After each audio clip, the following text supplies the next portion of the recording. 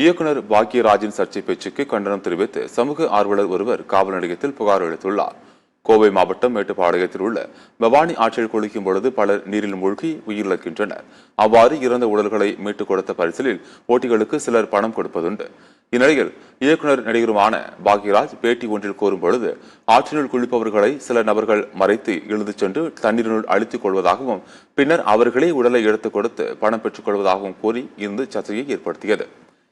இந்நிலையில் இதுகுறித்து பவானி ஆற்றில் பரிசில் ஓட்டி வரும் சிவராமன் என்பவர் கூறும்போது, தங்களது உயிரை பணயம் வைத்து செய்யும் இந்த சேவையை நடிகர் பாக்யராஜ் தவறாக சித்தரித்து கூறுவது தங்களுக்கு மிகுந்த வேதனையை அளிப்பதாக கூறினார்.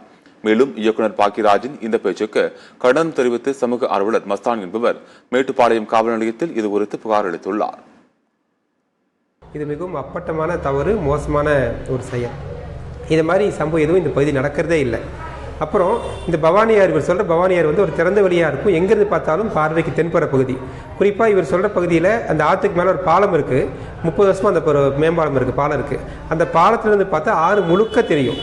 சுற்றி நூற்றுக்கணக்கான குடிக்கிறப்போ ஒருத்தர் மட்டும் காலை பிடிச்சி இழுத்துட்டு போய் பாறையில் சொல்லுறதுனால நம்பவே முடியாது. இது ஒரு பொய்யான வதந்தி. வெறும் ஒரு பணத்தை தேடி எடுக்கிற காசுக்காக இந்த பகுதி மக்கள் கொலை செய்கிறாங்க ஒரு அவப்பெயர் ஏற்பட்டிருக்கு. இது போல வதந்திகளை பரப்புவர் பயப்படுவாங்க.